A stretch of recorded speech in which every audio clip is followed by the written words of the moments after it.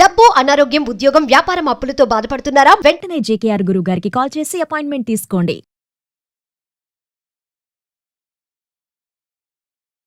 నమస్తే గురుగారు. నమస్కారం అమ్మా. గురుగారు, ఇప్పుడు ఈ లోకంలో ఇన్ని రకాల దేవుళ్ళు, గుళ్ళు కూడా చాలానే ఉన్నాయి కదా. అవును. మరి వాటికి లేని పవర్, వాటికి ఉన్న పవర్ లా ఆఫ్ అట్రాక్షన్ కూడా ఉంటుందా? అంటే ఓన్లీ ఆ దేవుడు గుళ్ళ వరకు వెళ్లకుండా లా ఆఫ్ అట్రాక్షన్ నమ్ముకుంటే కూడా మన కష్టాలన్నీ తీరిపోతాయి, మనం అనుకున్నవన్నీ తీరిపోతాయి, మనం అనుకున్న కోరికలు కూడా మనకి కుదురుతాయి అని అనుకుంటా ఉంటారు. ఏం డిఫరెన్షియేషన్ ఏంటి అంటారు అసలు? మంచి క్వశ్చన్. చాలా మందిలో ఈ సందేహం కూడా ఉండవచ్చు. అంటే లా ఆఫ్ అట్రాక్షన్ అనేది వాళ్ళ కొత్తగా వచ్చింది కాదమ్మా. మనం అనేక వీడియోలో చెప్పుకున్నాం, ఏనాటి నుంచో ఉంది.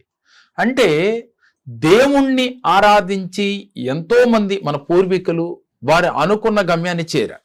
అంటే భగవంతుడిలో చేరువయ్యారు, ఇహపరమందు వారి కోరికలు కూడా తీర్చుకున్నారమ్మా. త్రేతాయుగం, ద్వాపరయుగం చూసుకుంటే దేవుణ్ణి ఆరాధించి ఈ లా ఆఫ్ అట్రాక్షన్ ని అప్పుడే ఫాలో అయ్యారని కూడా గతంలో చెప్పుకున్నాం. దాన్ని కూడా మీకు వివరిస్తాను. దేవుణ్ణి ఆరాధించే కదా ఈ కోరికలు తీర్చుకుంది. ఈ రోజు మనము ఈ లా ఆఫ్ అట్రాక్షన్ ని వాడుతూ ఉన్నాం. దానికి దీనికి వేరియేషన్ ఏమిటి అని అంటే రెండు ఒకటే తల్లి, కానీ ఈ రెండిటి దోవలు ఒకటే, కానీ విధానం మాత్రమే వేరు. ఏమిటి అని అంటే భగవంతుడిని ఆరాధించే వాళ్ళు మంత్ర రూపేణ కానీ లేదు ఒక బీజాక్షరాన్ని కానీ జపిస్తూ భగవంతుడిని చేరువవుతూ ఉంటారు. అయితే అక్కడ కూడా మన పూర్వీకులు ఒక మాటలో చెప్పాలంటే లా ఆఫ్ అట్రాక్షన్ తోనే దేవుణ్ణి చేరువయ్యారు. ఎందుకని? ఏదైతే పదే పదే తలుస్తామో భగవంతుడి అనుగ్రహం వస్తుంది అని చెప్పి యూనివర్స్ లో మనకి లా ఆఫ్ అట్రాక్షన్ ప్రకారం చెప్తున్నాం. అప్పుడు ఉదాహరణకి ఈశ్వరుణ్ణి మనం ప్రసన్నం చేసుకోవాలంటే ఓం నమః శివాయ, ఓం నమః శివాయ అంటూ వాళ్ళు జపం చేసిన, అలాగే తపస్సు చేసిన, దాన్ని తపస్సు అనేవాళ్ళు. తపస్సు చేయటం వల్ల ఈశ్వరుడు ప్రత్యక్షమయ్యేవాడు. ఏంటి వాళ్ళ మోటో ఏంటి? నాకు పరమేశ్వరుడు ప్రత్యక్షమై నా కోరికలు తీర్చాలి అనే మోటోతో తీరుస్తాడు, ఏమైనా సరే తీరుస్తాడు అని వీళ్ళు తపస్సు చేసేవాళ్ళు. అదే మంత్రంతో ఒక నామాన్ని పలుకుతూ. అప్పుడు వీళ్ళ భావం ఏమైనది? ఏది ఏమైనప్పటికీ కూడా ఆయన వచ్చేదాకా నేను కాదలను, ఇక్కడే ఉండి చేస్తాను. అంటే వారిపైన పొట్లు వచ్చేసిన ఏదైనా జరిగిపోయి నేను మాత్రం పట్టు వదలని విక్రమార్కులాగా చేస్తానని చేసి సాధించిన మహనీయులు కోకొల్లలుగా ఉన్నారు. భగవంతుడిని ప్రసన్నం చేసుకున్నారు. అలాగే భగవంతుడిలో మమేకమైన వాళ్ళు చాలా మంది ఉన్నారు. మరి నేటి కాలంలో ఇంకా చెప్పాలంటే అంత భగవంతుడితో మమేకమైన వాళ్ళు చాలా తక్కువ మంది అని చెప్పుకోవచ్చు. అప్పుడు మాత్రం పర్సంటేజ్ చాలా ఎక్కువ ఉండేది. 100కి 70 మంది భగవంతుడితో మమేకమయ్యేవాళ్ళు. ఇప్పుడు రోజుల్లో 100కి 40 మంది కూడా ఉన్నారో లేదో అని చెప్పుకోవచ్చు. కానీ ఈ లా ఆఫ్ అట్రాక్షన్ ఉపయోగించడం వల్ల ఈజీగా భగవంతుడిని చేరుకోగలుగుతాం. ముఖ్యంగా మనం తెలుసుకోవాల్సింది, గుడి కట్టింది ఎవరమ్మా? మనిషి. భగవంతుణ్ణి ఒక రాయిని భగవంతుడిగా మలిచి ఆ రాయికి ప్రాణ ప్రతిష్ఠ చేసి దానికి ఒక పవర్ తీసుకొచ్చింది ఎవరు? మనిషి. అంటే ఆ విగ్రహంలో భగవంతుడి యొక్క గ్రేస్ రావటానికి ప్రాణ ప్రతిష్ఠ చేసింది కూడా ఒక మనిషే కదా. అంటే ఇక్కడ మనిషికి ఎంత పవర్ ఉందమ్మా ఆలోచిస్తే. భగవంతుడు ఉన్నాడు, ఆయన అతీతమైన శక్తి అని చెప్పుకుంటున్నాం. ఒక డివైన్ పవర్, ఒక అదృశ్యం. అంటే అది ఎలాంటిదంటేనా ఆ పవర్ని తట్టుకోలేనంత శక్తి. అది ఎవరైనా కావచ్చు, ఏ మతంలో అయినా కావచ్చు. కానీ అటువంటి శక్తిని కూడా ఒక విగ్రహంలో మరచి అక్కడ మీకు ఒక పవర్ తీసుకొస్తున్నాడు అంటే కారణం అది మనిషే చేస్తూ ఉన్నాడు కదా. కానీ ఇదే మనిషి ఈ రోజున భగవంతుడికి ఎందుకు చేరువ అవ్వలేకపోతున్నాడు అంటే ఆ మంత్రాలు చదవటం, జపాలు చేయటం, పూర్వీకుల్లాగా ఎన్ని సంవత్సరాలైనా తపస్సు చేసేంత శక్తి నేటి కాలంలో ఉన్న వారికి లేదమ్మా. అందువల్ల అంత ఓపిక లేదు. ఇలా కావాలి ఏమిటి? ఈజీగా కోరిక తీరాలి, ఈజీగా డబ్బు రావాలి, ఈజీగా వీరు ఏదైతే అనుకుంటే అది భగవంతుడు సరే అని తలూపుతో వచ్చి ఇచ్చేయాలి అనే భావంతో నేటి కాలంలో అందరూ ఉన్నారు. అందుకని ఈ లా ఆఫ్ అట్రాక్షన్ వాడటం వల్ల ఈజీగా మనకి కోరికలు తీరుతున్నాయి. ఎలాగూ? పూర్వం అమెరికా వెళ్ళాలి మనిషి షిప్పుల్లో, వాడల్లో, పడవల్లో ప్రయాణం చేసేవాడు. మరి ఎప్పుడైతే షిప్పుల్లో ప్రయాణం చేయాలంటే ఎన్ని రోజులు పడుతుందమ్మా అవుట్ ఆఫ్ కంట్రీ వెళ్ళటానికి? ఇప్పుడు ఏం చేస్తున్నాడు ఇదే మనిషి? ఫ్లైట్ను కనుగొన్నాడు. అంటే రోజులు దాన్ని గంటల్లోకి, పూటల్లోకి తీసుకొచ్చాడు. ఎన్నో రోజులు పట్టేదాన్ని ఒక రోజులోకి తీసుకొచ్చాడు.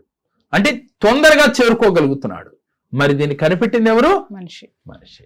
అట్లాగే లా ఆఫ్ అట్రాక్షన్ ని ఎప్పుడైతే వాడతామో ఎప్పుడో ప్రత్యక్షమై సంవత్సరాలు పట్టేది మనకి నెలల్లో భగవంతుడు మమేకమవుతాడు. అంటే ప్రత్యక్షం అవుతాడు, ఎదురుగా వస్తాడని చెప్పట్లేదురా తల్లి.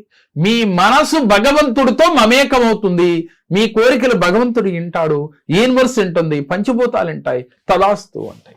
అందుకని ఇప్పుడు దేవాలయంలో లేని శక్తి, అలాగే భగవంతుడిలో లేని శక్తి ఇక్కడ ఉందా అంటే లేదు, అక్కడ ఉంది ఇదే శక్తి. భగవంతుడిలోని కానీ దేవాలయంలో కూడా అదే శక్తి ఉంది, కాకపోతే కొంచెం లేట్ ప్రాసెస్ అవుతా ఉంది.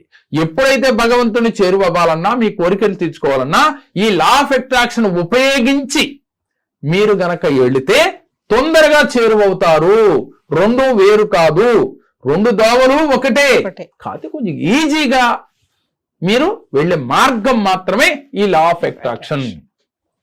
కాబట్టి ఎవరైతే మనసా వాచ కర్మణ మీరు ఒక విజన్తో ముందుకు వెళ్ళాలమ్మా. లా ఆఫ్ అట్రాక్షన్ ఏంటంటే మీకంటూ ఒక విజన్ ఉండాలి, ముందు చూపు ఉండాలి, దానితో పాటుగా కార్యాచరణ ఉండాలి, కార్యాచరణతో పాటుగా ఒక గోల్ మీరు పెట్టుకోవాలి, ఆ గోల్ రీచ్ అవడానికి మార్గాన్ని క్రియేట్ చేసుకోవాలి. భగవంతుణ్ణే నువ్వు క్రియేట్ చేసే శక్తి ఉంది, డబ్బునే కనిపెట్టే శక్తి నీకుంది, కానీ మరి నువ్వేం చేస్తున్నావు? ఇవన్నీ మనిషే కనిపెట్టాడు, కానీ అతనికి ఏమన్నా నీకన్నా అతీత శక్తులు ఉన్నాయా?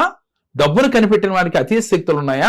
భగవంతుణ్ణి మరి ఒక శక్తిని తీసుకొస్తున్నాడు ఒక వ్యక్తి, అంటే ప్రాణ ప్రతిష్ఠ చేసి, మరి నీకు కూడా అలాంటి శక్తే ఉంది కదా, మరి నువ్వెందుకని నా వల్ల కాదనుకుంటున్నావు? కాబట్టి అందరికీ అదే శక్తి ఉంది.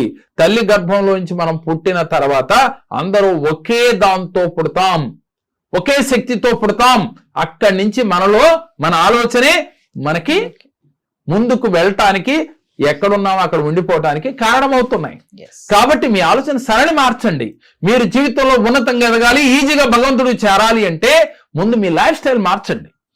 మీరు తెలుసుకోవాల్సింది సద్భావన, సద్బుద్ధి కావాలి, దీంతో పాటుగా కార్యాచరణ కావాలి, దృఢ సంకల్పం కావాలి, ఇవన్నిటితో పాటుగా 10 మందికి సహాయం చేసే ఒక ఆలోచన మీలో రావాలి, ఇవన్నిటితో పాటుగా చారిటీ చేయాలి అనే ఒక దృఢ సంకల్పం తీసుకోవాలమ్మా. మీకు వచ్చిన దాంట్లో 10% చారిటీ చేస్తే, అంటే లేనివాడికి నువ్వు పెడితే, నువ్వు ఉన్నవాడివి అయితే కదా లేనివాడికి పెట్టేది, నువ్వు ఉన్నవాడికి భగవంతుడు పెడతాడు అనే భావనతో ఉండాలి. అంతేగాని నేను లేనివాడిని, నేనే లేనివాడిని అనే భావంతో ఉంటే ఎప్పుడూ నువ్వు లేనివాడిగానే ఉండిపోతావు. ఎప్పుడు నీకున్న దాంట్లో నేను చాలా గొప్పవాడిని, నేను చాలా ఐశ్వర్యవంతుణ్ణి అనే భావంతో నువ్వు ఉంటూ నీకున్న దాంట్లో 10% చారిటీ చేస్తూ ఉంటే భగవంతుడు నీకు 100 రెట్లు ఇచ్చి నిన్ను కుబేరుణ్ణి చేస్తాడమ్మా. నీ భావన, నీ ఆలోచన, నీ ప్రవర్తన అలాగే పాజిటివ్ గా ఉండాలి. అది 100 రెట్లు ఫలితాన్ని తెచ్చిపెట్టి నిన్ను ఐశ్వర్యవంతుని చేస్తుంది, డబ్బు, సంపద, ఆరోగ్యం, ఆనందంతో వర్ధిల్లేటట్టు చేస్తుంది. మరి నీలో ఆ శక్తి ఉందా? ఉంది, కానీ నువ్వు మర్చిపోతున్నావు. నువ్వు ఇప్పటికైనా కళ్ళు తెరిచి నీ శక్తిని గుర్తించు, నీ జీవితంలో ఉన్నతంగా నువ్వు ఎదిగి తీరుతావు. మన మణిమంత్ర క్లాసులో మనం చెప్పేది అదే. ప్రతి వ్యక్తి ఉన్నతంగా ఎదగాలంటే ఏం చేయాలి, జీవితంలో సక్సెస్ రావట్లేదని బాధపడే వారి కోసమే ఈ మణిమంత్ర క్లాస్ మనం చేస్తున్నాం అమ్మా. ప్రతి నెలలో మన మణిమంత్ర క్లాస్ ఉంటుంది. ఎవరైతే ఈ మణిమంత్ర క్లాసులో జాయిన్ అవుతారో వారు ఉన్నతంగా ఎదగటానికి ఎలా ఉండాలి, ఏం ఆచరించాలి, భగవంతుని చేరువవ్వాలన్నా, యూనివర్స్ తో కనెక్ట్ అవ్వాలన్నా, పంచభూతాలతో కనెక్ట్ అవ్వాలన్నా నువ్వు చేసే విధానం ఎలా ఉండాలి, నీ గోల్స్ ఎలా ఉండాలి అనేది ప్రతి ఒక్క విషయాన్ని వీళ్ళకి వివరించడంతో పాటుగా ప్రాక్టికల్ గా చేయించడం జరుగుతుంది. అలాగే మనకు 1-to-1 సెక్షన్స్ కూడా ఉన్నాయి, అంటే పర్సనల్ అపాయింట్మెంట్స్, అంటే ఆఫ్లైన్ ఆన్లైన్ రెండు ఉన్నాయి. ఎవరైనా సరే జీవితంలో నాకు నష్ట జాతకం, నేను ఏది సాధించలేకపోతున్నాను, నేను బంధాల్లో విజయం పొందలేకపోతున్నాను, నన్ను కోర్టు సమస్యలు బాధిస్తున్నాయి, నాకు వివాహం కాటల్లా, సంతానం కలగటలా, ఏ బాధలు ఉన్నప్పటికీ కూడా మీరు 1-to-1 సెక్షన్ లో కలిస్తే, ఆఫ్లైన్ ఆన్లైన్ మీ ఇష్టం, మీ అవకాశాన్ని బట్టి 1 గంట నుంచి 1.5 గంటల పాటు మీ జాతకాన్ని వివరించి, అది డేట్ ఆఫ్ బర్త్ ఉన్నా లేకపోయినా, ప్రశ్న శాస్త్రం, పుట్టుమచ్చల శాస్త్రం ఏమీ లేకపోతే హస్త సాముద్రిక ద్వారా అయినా చూసి మీకు పరిపూర్ణ జాతకాన్ని జరిగింది జరగబోయేది తెలియచేసి దానికి రెమెడీస్ ఇచ్చి మీరు కూడా ఉన్నతంగా ఎదగటానికి ఈ కేరళ జ్యోతిషం మీకు బాగా హెల్ప్ చేస్తుంది. మరి ఎవరికైతే ఇంట్రెస్ట్ ఉంటుందో స్క్రీన్ పై స్క్రోల్ అవుతున్న నెంబర్కి కాల్ చేసి అపాయింట్మెంట్ తీసుకుని కలవచ్చు. నమస్కారం తల్లి. నా పేరు మహేశ్వరి.